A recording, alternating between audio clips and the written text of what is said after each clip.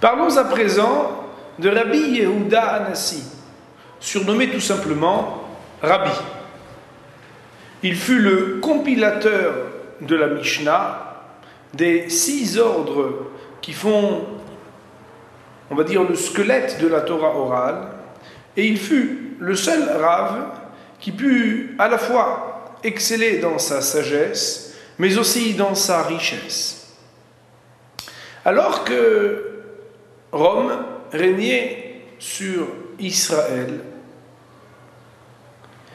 des mauvais décrets étaient décidés contre le peuple juif. Sans aucun doute, le pire consistait à proscrire, à interdire que l'on puisse faire entrer nos bébés, petits garçons nouveau-nés, dans l'alliance faite par Abraham avec son Créateur. Il est bien sûr question de la Brit Mila, de la circoncision.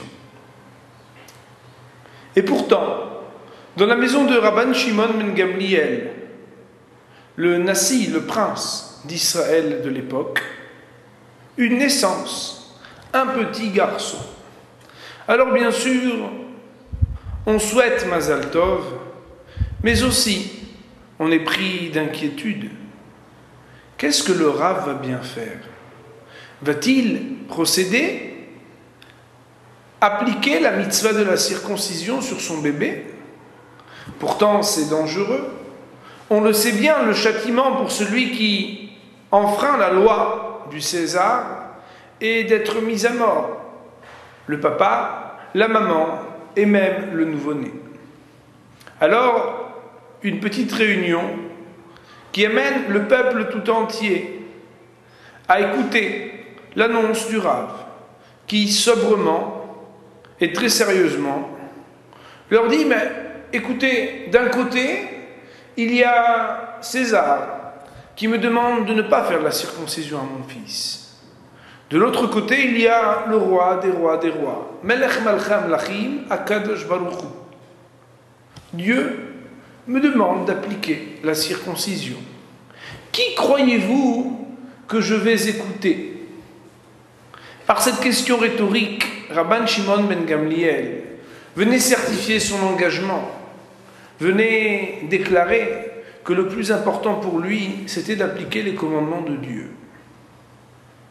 Aussi, le 8e jour, après la naissance de ce petit garçon, on fait la circoncision, et là, Yikare Shemo Israël, ce nouveau-né va être appelé désormais Yehuda, le futur Rabbi Yehuda Hanassi. Alors, c'est le lendemain déjà qu'on dépêche Rabban Shimon ben Gamliel chez le représentant de Rome, de la région. Et c'est là qu'on lui demande, mais Rabbi, comment est-ce que vous avez osé enfreindre la loi? Vous savez bien qu'il peut vous en coûter la vie. Eh bien, lui répond le Rav, très sincèrement, c'est parce que c'est le roi des rois qui a créé les cieux et la terre qui me l'a demandé.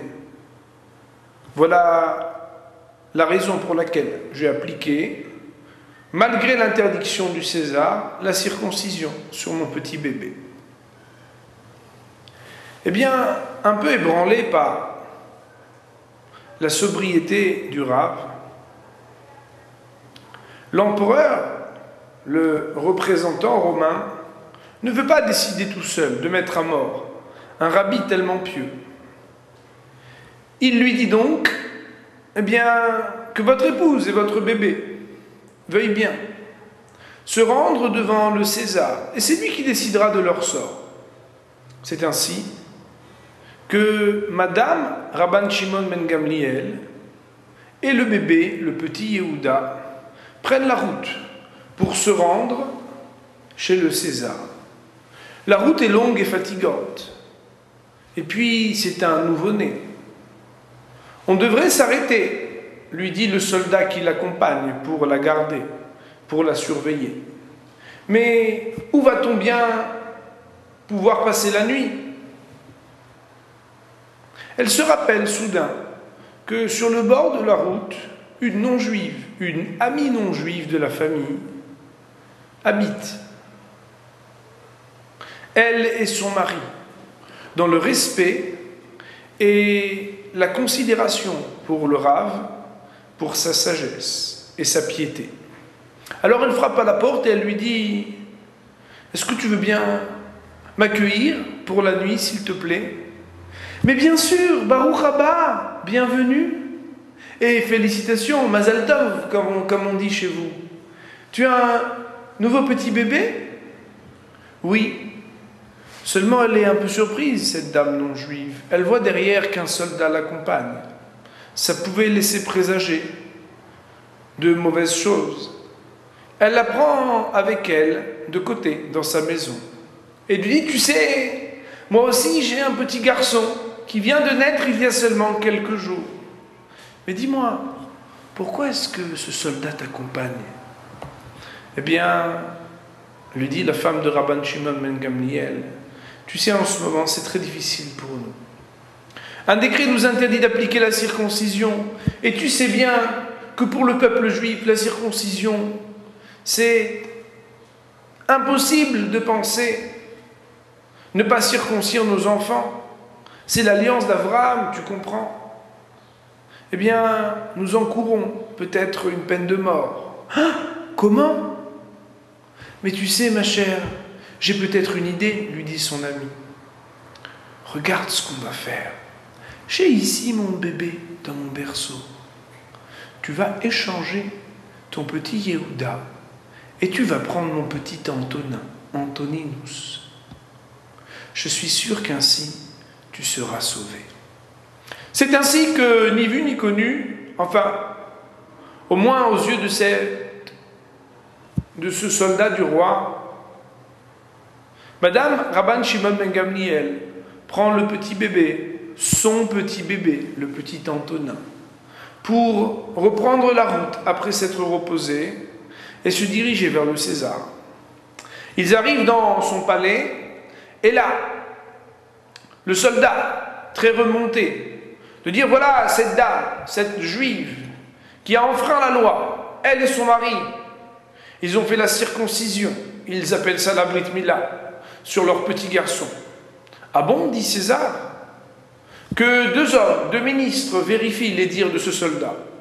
Et là, il crie: c'est un menteur, c'est un mensonge, le prépuce est bien là. Il n'y a pas eu de circoncision, pas eu de Brit Mila. Comment? Mais César, vous pensez bien, lui dit le soldat, je ne vous ai pas menti. C'est encore un coup du Dieu d'Israël.